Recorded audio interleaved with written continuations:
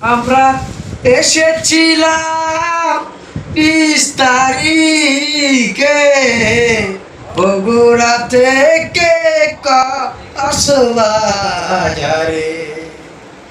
সবাই মিলে আমরা একই সাথে ঘুরিয়েছি কক্সবাজারে।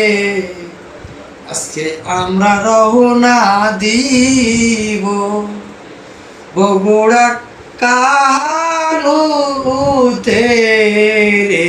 সবাই মিলে দোয়া করিবে। যাব আমরা লক্ষ্মীপুরে, সবাই আমাদের জন্য দোয়া করিবে। ও ভাই, আল্লাহ বলে দিয়েছে হাদিসে, ভুবন করা সঠিক নিয়ম।